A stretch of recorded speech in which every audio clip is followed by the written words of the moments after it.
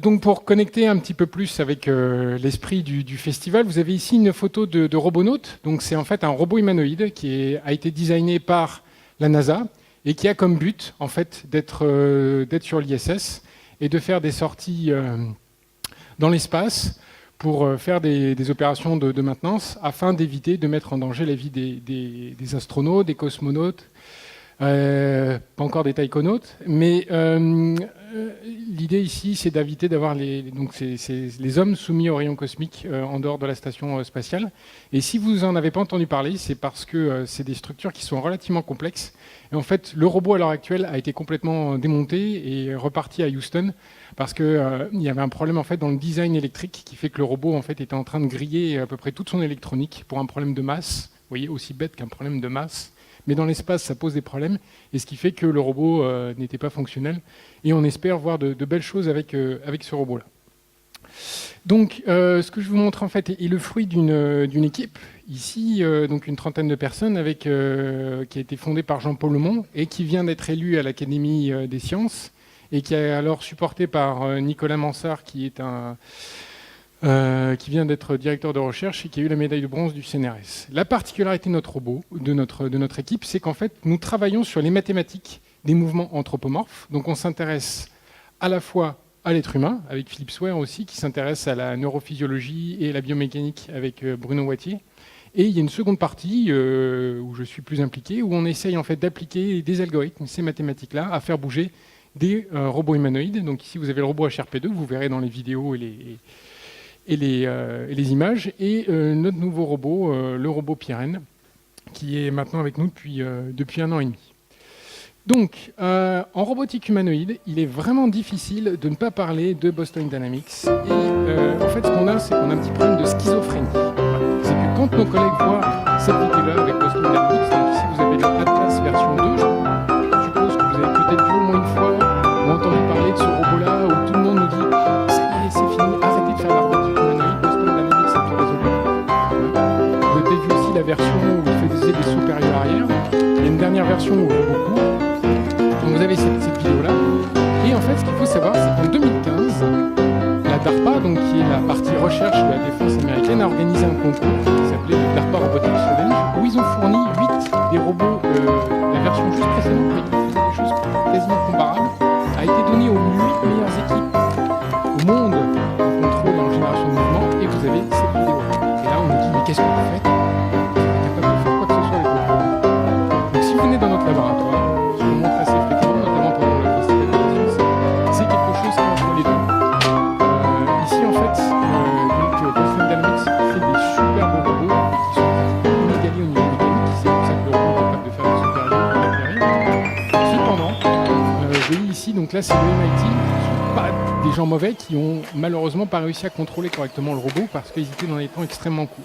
Donc la réalité, ce que vous voyez à l'heure actuelle, c'est quelque chose entre les deux, où oui, on arrive à faire plein de choses vraiment impressionnantes, mais on ne connaît pas la répétabilité et la robustesse de ce genre de vidéos-là. Par exemple, le robot, quand il va au supérieur arrière, vous avez vu tous les échecs, on ne connaît pas le ratio entre les échecs et les succès, et on n'a aucune publication qui nous dit comment scientifiquement ce problème-là est résolu. Donc, pour essayer de voir un petit peu plus quelle est la problématique qui est autour de ces robots humanoïdes, je vous décris ici donc le robot humanoïde, c'est un des derniers robots qu'on a. Alors ce qu'il faut savoir, c'est que de par le monde, c'est un des seuls robots qui soit aussi puissant et qui ait autant de capacité de calcul qui est vendu à l'heure actuelle et accessible aux équipes de recherche. Il y a 2 autres robots qui sont, à mon avis, plus performants. C'est le robot de Honda. Alors souvenez-vous, hein, ça fait déjà 4 ans qu'il court le robot de Honda, avant celui de Boston Dynamics. C'est pas du tout la même technique, c'est de l'électrique et pas de l'hydraulique, mais vous avez Boston Dynamics. Donc ça, c'est un des robots les plus évolués à l'heure actuelle qu'on a, et nous l'avons spécifié en collaboration avec une société barcelonaise. Donc c'est un produit européen, et on a des projets de recherche qui sont à l'heure actuelle actifs. Donc qu'est-ce qu'on a? 32 moteurs, des capteurs de position qui nous permettent de savoir où se trouve la position de chacun des corps par rapport au précédent. c'est-à-dire ça nous dit de combien le moteur a tourné, ça nous dit aussi de combien en fait la position du corps suivant se trouve. On a des capteurs de force au niveau des pieds et les poignets. Alors qu'est-ce que ça signifie les capteurs de force? Ça signifie qu'en fait le robot, il est capable de sentir une force avec l'extérieur et l'environnement, essentiellement au niveau des poignets et au niveau des chevilles. Une caractéristique qu'on a fait pour étendre un petit peu ça, pour étendre les capacités de perception des robots humanoïdes par rapport à l'être humain, vous avez votre peau qui vous donne énormément d'informations. Alors il faut savoir que les peaux, il y a plein de gens qui travaillent dessus, ça coûte à peu près la moitié ou les 3/4 du prix de ce robot-là. À 1 million d'euros le robot, vous imaginez que ça, c'est pas quelque chose qu'on achète comme ça. Et ça pose aussi pas mal de problèmes, c'est que c'est des structures qui sont généralement très fines et qui peuvent se casser très facilement. Donc il faut les protéger et c'est généralement la partie qui coûte le plus cher et pour laquelle on n'a pas encore de bonnes solutions. Donc pour simuler les yeux, on a une caméra RGBD, un petit peu comme la Kinect, qui vous donne des informations 3D de profondeur et des informations visuelles. Et surtout, de façon extrêmement importante, la centrale inertielle qui correspond à votre oreille interne. Donc maintenant, du coup, qu'est-ce qu'on cherche à faire avec ça? En fait, en robotique, en général, on essaie de résoudre un problème qui est celui de la perception, la délibération et l'action. Effectivement, dans l'exposé précédent, vous avez une belle explication de comment l'être humain ou le cerveau fait ça. Donc ici, en fait, au robot, on lui demande de rester en équilibre. D'accord? Vous voyez le robot qui va bouger ses dents. Et à un certain moment, on va lui demander de faire plusieurs choses à la fois, de stabiliser son regard, de regarder dans une certaine direction, et en même temps de prendre une position tai chi. Il faut savoir que c'est une des plus belles expériences à l'heure actuelle dans le domaine. On n'est pas capable de faire ça en partie parce que notre robot est trop lourd, parce qu'il lui impose de bouger les bras. Ensuite, ici, on touche. Et ce robot-là, lui, il est équipé de peau. Et en fait, le prix que je vous donne, c'est que j'ai demandé à mes collègues combien ça coûterait d'avoir la même chose sur notre robot. Ça sera pour une autre fois. Mais ici, vous voyez qu'on est capable maintenant en fait, d'interagir avec le robot. Et celui-ci est capable de prendre en compte ces perturbations et en même temps de réaliser une tâche qu'on lui demande. Donc ceci en temps réel, c'est-à-dire de façon à pouvoir résoudre la tâche qu'on lui demande. Et ça malgré les perturbations. Alors comment on fait ça? Et bien en fait, à l'heure actuelle, les méthodes qui marchent le mieux, c'est d'écrire la physique. Alors c'est pas de la physique que vous avez comme pour les trous noirs ou ce qu'on voit dans les étoiles à neutrons, c'est la physique que vous voyez au lycée, donc de la physique newtonienne, où ce qu'on va essayer de faire, c'est on va demander au système, eh bien en fait, pour chacun de ces moteurs, de prendre une certaine position. Donc au final, pour les 32 moteurs, donc sur notre nouveau robot humanoïde ici sur HRP de 30 moteurs, toutes les 1 milliseconde, on doit lui envoyer une position. Voilà. C'est le problème qu'on doit résoudre toutes les millisecondes. Et afin que le robot ne se casse pas, on doit éviter qu'il rentre en collision avec lui-même. Alors ça paraît simple, mais une des premières expériences que j'ai fait avec un de mes collègues que je vous ai montré précédemment, c'est qu'on essaie de faire attraper une balle au robot, un petit peu comme le verre dont on a entendu parler tout à l'heure, sauf que le robot, comme il ne savait pas qu'il rentrait en autocollision, il a failli mettre sa main dans le crâne. Lui, comme il n'a aucune conscience de son corps, il aurait pu le faire avec des conséquences assez dramatiques. Du coup, on est obligé de mettre toutes ces contraintes physiques, on les explicite avec des modèles, on met les limites des joints articulaires. J'ai failli personnellement dépasser les limites des joints là sur la cuisse, j'ai failli tordre la cuisse du robot, et le coût, c'est du matériau qui est moulé, qui coûte à peu près 15 000 €. Il faut bien sûr conserver l'équilibre et vous voulez éviter des collisions avec l'environnement. Quand vous mettez tout ça ensemble, vous demandez en plus au robot de faire quelque chose d'intelligent, et bien vous vous retrouvez dans un espace mathématique qui est relativement grand et très complexe à cause de toutes ces interactions.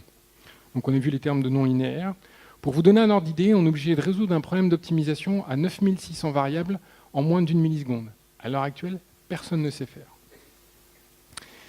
Donc, quels sont les défis, maintenant que je vais donner un petit peu le contexte? Donc ce qui nous intéresse, c'est d'être capable d'interagir avec l'environnement. Donc il faut qu'on soit capable de le percevoir avec le toucher et d'avoir une vision du monde pour soit l'éviter, d'accord, soit l'utiliser pour vous mouvoir. Donc ici, vous voyez le robot HRP2 qui prend une rampe et qui est capable de monter ses escaliers. Alors, ce qu'il faut savoir, en fait, c'est que autant avoir plusieurs contacts, c'est quelque chose de plus stable, vous imaginez bien le tripode qui tient votre caméra, il est plus stable que le monopode ou le bipode qui tiendrait votre caméra. Ça ne marchera jamais, d'accord? Donc les phases les plus instables pour un robot de ce type-là, c'est la marche. Le paradoxe, c'est que quand vous avez plusieurs contacts, les mathématiques deviennent plus compliquées et du coup, ça devient beaucoup plus difficile à résoudre. Et on est assez content parce qu'on a développé des méthodes numériques, pas exactes, mais qui sont capables de résoudre ce genre de problème-là de façon relativement efficace. Alors, quels sont les enjeux? Eh bien, en fait, interagir avec un robot, on voit commence à avoir des applications qui sont importantes, notamment quand vous êtes dans un cadre d'usine, d'accord, pour le montage, le vissage ou le perçage, ben, il arrive que le robot se trompe ou que ça ne soit pas correct. Donc, avoir un robot qui serait capable de s'arrêter avec lequel on puisse interagir, c'est quelque chose qu'on commence à voir apparaître pour la collaboration et éventuellement, si quelqu'un tombe sur le robot, pour que le robot puisse agir de façon à être relativement sûr pour la personne. La grosse difficulté, c'est pas tellement le contrôle, c'est que ça nécessite une compréhension du monde et probablement ce qu'on appelle une ontologie, c'est-à-dire une représentation du monde qui, elle, sort un peu du cadre de la robotique et commence à aller plus du côté de l'intelligence artificielle, mais c'est quelque chose dont on a besoin. Alors, pourquoi? On va essayer de voir un petit peu l'intérêt de la comparaison avec l'homme. C'est que l'homme est un système qu'on sait, sur beaucoup de problèmes, être très très efficace à résoudre des problèmes qui, quand on les met de façon mathématique, sont très très difficiles. Je vous donne un exemple très simple. Vous cherchez vos clés dans votre appartement. À coder ça dans un robot humanoïde, c'est extrêmement difficile. Il faut que le robot soit capable de comprendre une représentation de votre appartement, développer une stratégie qui va lui faire, par exemple, regarder dans un tiroir, générer le mouvement pour aller dans un tiroir, éventuellement se pencher sous un meuble, y aller. Vous avez vu ce qu'on arrive à faire là pour l'instant, juste pouvoir tirer sur monter la rampe. Et on est très fiers de ce problème-là. Donc du coup, vous vous rendez bien compte que quand vous résolvez ce problème-là, vous ne l'avez même pas sur le plan conscient. C'est quelque chose que vous faites de façon complètement naturelle.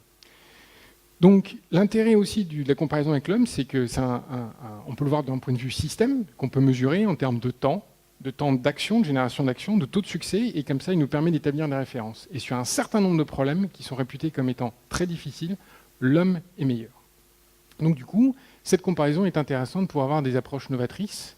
Et de façon bien humble, je vais essayer de vous montrer en quoi les robots humanoïdes peuvent être aussi intéressants du côté de la biomécanique pour faire des hypothèses et essayer de les valider, pour essayer de mieux comprendre l'homme au niveau de sa façon de fonctionner.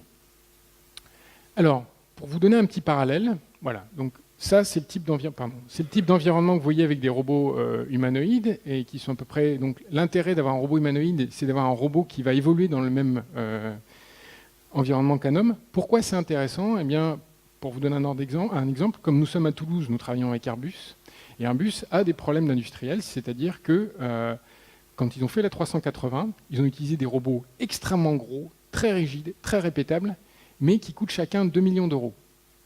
Si vous en avez une quarantaine comme ça, vous faites des investissements structuraux et que vous ne vendez pas l'avion, ben vous vous retrouvez avec énormément de matériel que vous ne pouvez pas utiliser. Et ce qui est complètement le cas avec la 380. Donc ils sont en train de se tourner vers quelque chose de différent, qui sont des robots, peut-être moins précis, mais plus versatiles. Et ce qui est un peu le cas avec les robots humanoïdes, où en fait on essaie d'avoir une comparaison mécanique. Donc là vous avez le robot Pyrène qui essaye de se rapprocher du système humain. Là donc on a vu une comparaison avec le cerveau et nos ordinateurs, sachant que là on peut faire des liens mathématiques assez rigoureux entre comment fonctionne un ordinateur et un cerveau, et l'unité de calcul fondamentale est complètement différente. Donc c'est toujours quelque chose qui est assez biaisé de faire une comparaison entre un robot, enfin un ordinateur et un cerveau. Et enfin le logiciel qui, à mon sens, donc c'est les programmes qu'on écrit pour les robots, et on l'a vu précédemment, généralement se met sous la forme des axones ou des forces des connexions entre les différents neurones qui déterminent la dynamique du système pour les modèles qu'on comprend sur le robot. Alors maintenant, je vais essayer de vous donner des exemples plus concrets de pourquoi vous n'avez pas besoin d'avoir peur de Terminator. Il n'y a pas de problème. Vous avez vu les robots, on les pousse, ils tombent. Vous tapez encore un coup dessus, vous enlevez la pompe, il n'y a pas de problème. Il ne pourra pas venir après vous juste après. Première différence, au niveau des jambes. Donc un robot, pour actionner ses jambes, il a 12 moteurs. Vous utilisez à peu près 200 muscles chez l'être humain. Au niveau des structures squelettiques, alors, on est à peu près équivalent entre un robot et un être humain quand on regarde d'un point de vue un petit peu macroscopique, notamment quand on essaie de faire des modèles qu'on va remapper, vous savez, avec les petites boules grises là, partout sur les systèmes. Après, quand on commence à regarder un petit peu dans le détail, vous regardez sur le pied et vous verrez que la plupart de nos robots humanoïdes, ils ont les pieds plats. Quand vous faites un saut, que vous courez, que vous marchez, vous avez une structure avec 20 os qui s'adapte automatiquement avec une voûte plantaire, avec des capteurs de pression qu'on n'a absolument pas sur un robot humanoïde. La main, on a vu sur la prothèse précédemment et aussi sur le mapping que vous avez sur le contexte préfrontal que c'est quelque chose de compliqué. Et bien on retrouve exactement la même complexité chez un robot humanoïde. Vous verrez que mes deux robots là, ils ont des pinces, des grosses pinces qui sont capables d'agripper 15 kg. Parce qu'à l'heure actuelle, si on essayait de refaire une main qui est proche de celle de l'être humain, déjà vous vous retrouvez avec le même nombre de moteurs que les autres moteurs partout sur le corps. Donc vous avez la même complexité de problème à résoudre. Quand vous essayez de prendre un objet, le problème mathématique, il est pratiquement le même que la gestion de l'équilibre. Donc vous doublez la complexité. Enfin, du point de vue de l'intégration au niveau système, tous les moteurs, toute l'électronique, les batteries, doivent être intégrés au niveau de l'avant-bras. Là encore, on l'avait pris. Et ça, c'est extrêmement difficile à faire. Il n'y a qu'une société qui l'a fait à peu près correctement, c'est Honda, où ils étaient capables de casser des œufs, mais pareil, c'est quelque chose qui n'a pas été reproduit. On n'a il y a assez peu de travaux dessus, et c'est quelque chose qui se fait uniquement sur la manipulation et pas sur de la locomanipulation, c'est-à-dire la manipulation tout en bougeant, chose que vous faites pratiquement tous les jours. Au niveau du saut, eh bien jusqu'à Boston Dynamics, on savait décoller mais pas atterrir. Donc grâce à eux, maintenant, on sait qu'on a des robots qui peuvent atterrir. Si je fais ça avec mon robot, il s'explose par terre. Parce qu'en fait, plus votre robot est grand, plus l'impact que vous allez au sol quand vous êtes tombé sera important. Donc là, il y a un vrai travail au niveau design. On pense que c'est capable de le faire. On a étudié un petit peu les stratégies de dissipation d'énergie sur l'être humain.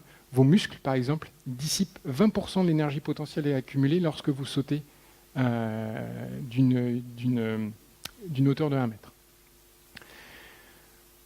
Donc ça, c'était juste sur la comparaison mécanique.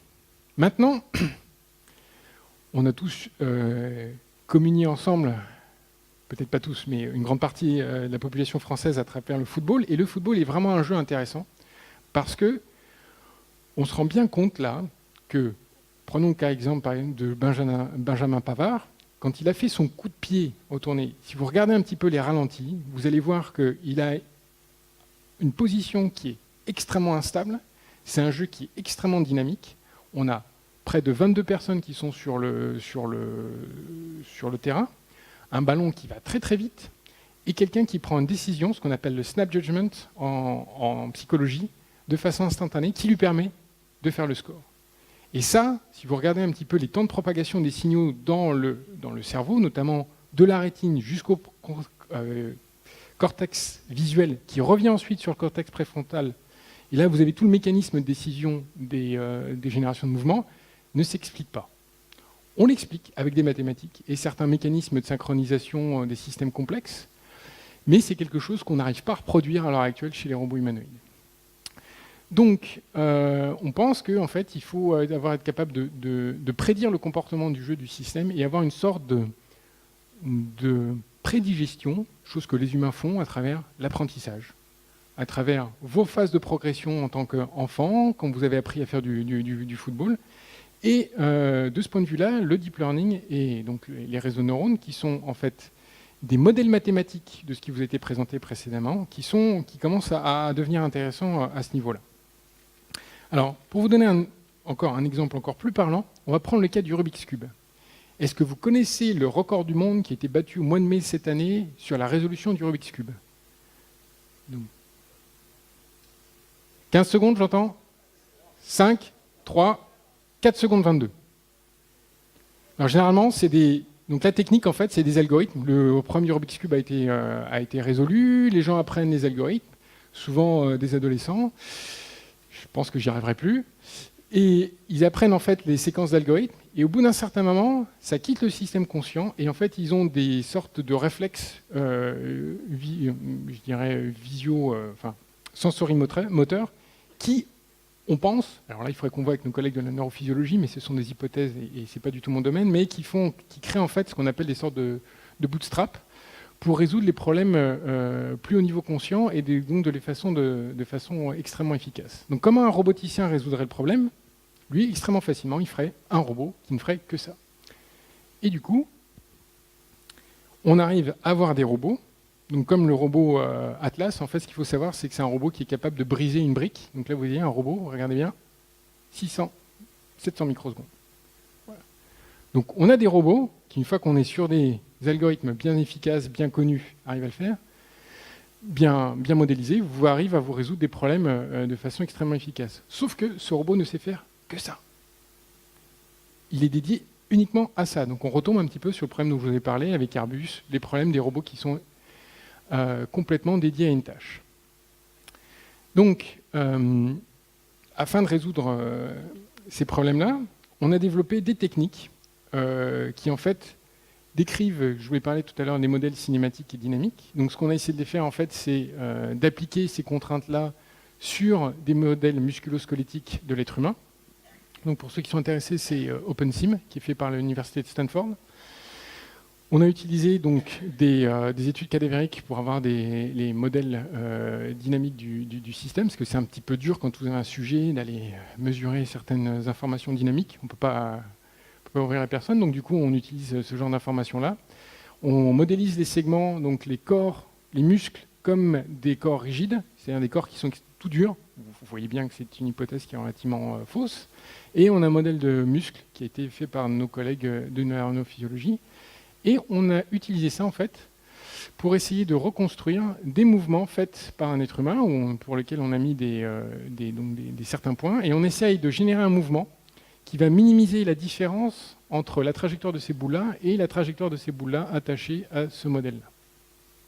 Et là, on est capable de non seulement reconstruire les mouvements faits par un spécialiste du parcours. Je ne sais pas si vous connaissez les gens qui font le parcours, c'est des gens qui sautent partout, qui sont extrêmement bons à faire des choses absolument incroyables.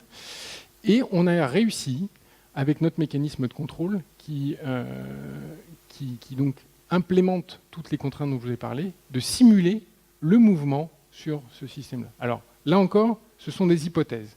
La seule façon de vérifier, finalement, c'est juste la différence entre les petites boules qu'on a attachées sur la personne et celles qu'on pense être sur le mécanisme. Ça ne vous dit absolument rien sur la structure réelle de l'être humain. Ce sont des hypothèses et il faut ensuite trouver avec nos collègues de la biomécanique des méthodes de validation formelles, ce qui reste quand même quelque chose d'extrêmement dur. Mais on est assez content du résultat, ça nous permet d'avancer sur ces modèles-là mécaniques et de voir si ça peut être utile. Donc au niveau de la robotique, désolé, ça sera la seule formule mathématique de la présentation. On travaille typiquement sur des problèmes où vous voyez en fait, donc on l'a vu dans les 3 présentations précédentes, on est des grands fans d'optimisation. Donc pourquoi? En fait, pas tellement parce qu'on cherche absolument à optimiser des critères, mais parce qu'en fait, les robots, avec leur 32 degrés de liberté, ont un espace qui est tellement grand qu'il est extrêmement difficile de trouver une bonne trajectoire. Donc ce qu'on va faire, en fait, on lui dit, parmi toutes celles que tu peux trouver, essaye de trouver la meilleure. Donc ensuite, vous voyez là, les L1 et L2, c'est simplement les différents critères. Donc par exemple, à un certain moment, on va lui dire, eh bien, ici, si tu te rapproches trop près d'une collision avec toi-même, on va mettre une pénalité. Et donc du coup, avec cette partie-là, on lui dit, on vérifie les distances. Ici, par exemple, on va lui dire, on a une trajectoire de la main, il faudrait que tu la suives. Et là, on s'assure que l'équilibre est bien conservé. Là, vous avez ce qu'on appelle la dynamique, qui est simplement la dynamique newtonienne, d'accord, que vous avez appris au lycée. Et notre travail, en fait, consiste à faire 2 choses. Trouver les bonnes formulations pour ces problèmes-là et les algorithmes qui permettent de résoudre ces problèmes-là de façon la plus rapide et la plus efficace pour ce qui nous intéresse. Et en général, on essaie de contrôler le robot, ce qu'on appelle en couple. Alors pourquoi en couple? C'est parce qu'en fait, ça permet juste d'appliquer une force, d'accord? Et en fait, ça permet à faire quoi? Si votre robot il est complètement rigide, vous le poussez, il va à chaque fois essayer de rejeter la perturbation. S'il est juste contrôlé en couple, il va vous laisser, comme vous le faites peut-être avec des amis, maintenir la tâche qu'il est en train de faire et réagir très gentiment à votre perturbation. Donc, qu'est-ce que ça donne? Eh bien, en fait, si vous voulez vous le représenter un petit peu visuellement, vous imaginez qu'à la fin, quand on additionne toutes ces fonctions-là, en fait, vous avez ce qu'on appelle une sorte de vallée. Et le minimum correspond en fait à... Donc en fait, là, c'est un paysage, pardon. Donc là, toutes les fonctions sont un paysage à un certain moment donné. Et le minimum de tout ça correspond à la vallée de ce paysage-là. Donc là, il y a deux choses qui nous intéressent. La première, c'est la trajectoire où on trouve le minimum. Et la deuxième, en fait, c'est à un moment donné, lorsque vous vous trouvez dans ce paysage-là, où est-ce que vous devez aller pour aller vers le minimum.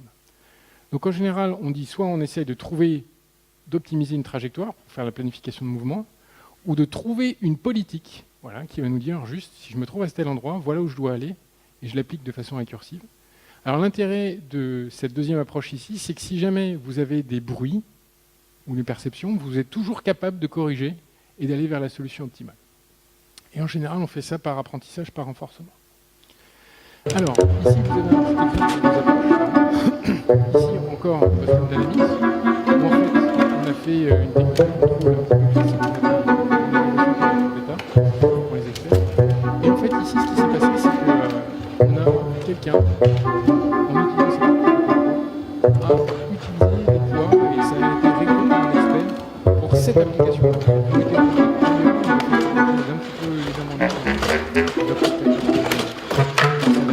L'intérêt par contre, c'est qu'en général, avec PDC, vous êtes capable d'arriver à des comportements qui sont très bons quand vous savez le faire.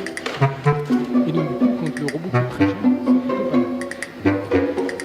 Ici, vous avez l'approche complètement inverse, où en fait, le robot, on lui envoie n'importe quoi en termes de contrôle. Il fait une action qui fait n'importe quoi, vous voyez là, c'est un peu dans les bras qui part dans le sens, des changements qui sont complètement inutiles.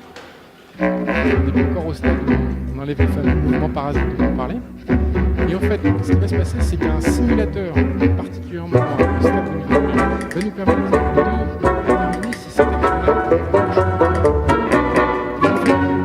c'est mis dans un système complet qui cherche à trouver la meilleure stratégie, d'accord, pour aller d'un point A à un point B.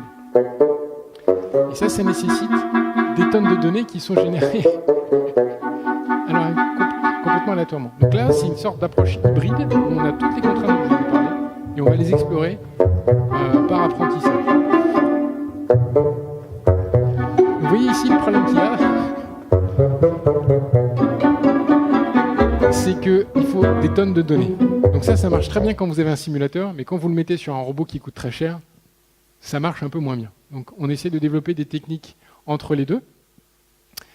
Et donc, pour vous donner là encore un peu plus de détails, la technique qui a été utilisée ici pour cette vidéo ici, c'est celle qui est utilisée pour AlphaGo et battre le champion du monde de Go. D'accord ?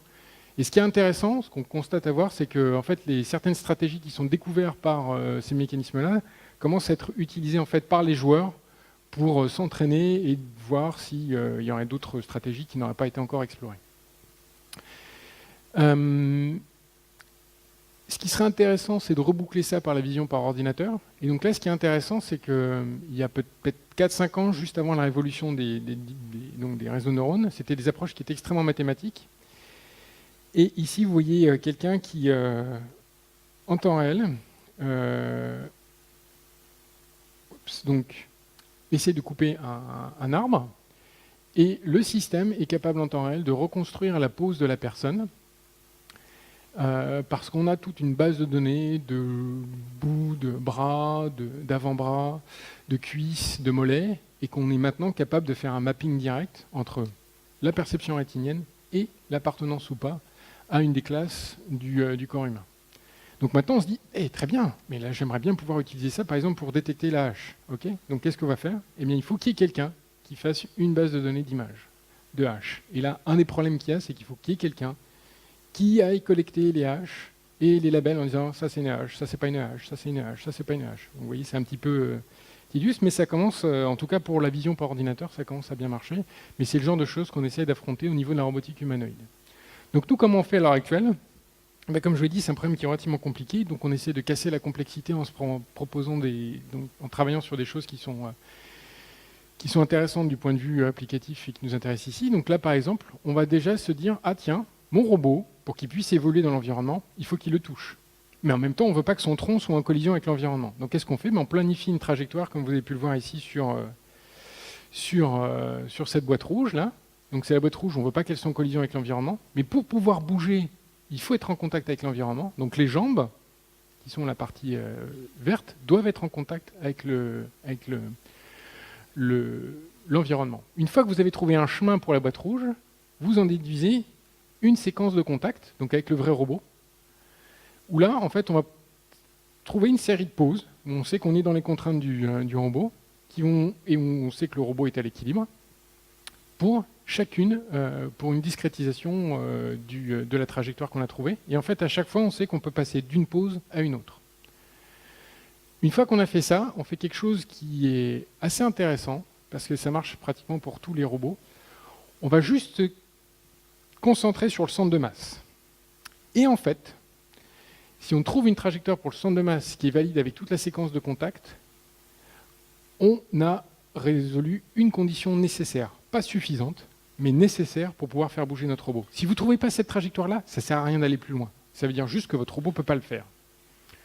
Donc, une fois qu'on a résolu ce problème-là, qui s'applique en fait à tous les robots, qui ne sont pas uniquement des robots humanoïdes, vous prenez un robot à roues, vous lui faites prendre un objet qui est extrêmement lourd à une assez grande hauteur, il va avoir exactement le même type de problème à résoudre.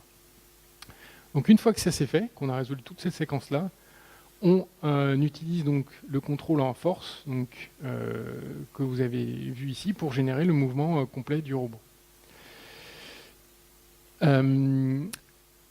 Alors, ici vous avez vu que la séquence, elle allait dans ce sens-là, et la raison est très simple, c'est qu'à chaque fois que ça ne marche pas sur une de ces séquences-là, on est obligé de revenir à la main, modifier les paramètres du problème pour essayer de revenir et résoudre le problème qui était avant. Alors, qu'est-ce qui peut se passer? Eh bien, par exemple, je vous ai parlé du centre de masse. Eh bien, en fait, pour certaines configurations du robot, certaines positions du centre de masse ne sont pas possibles.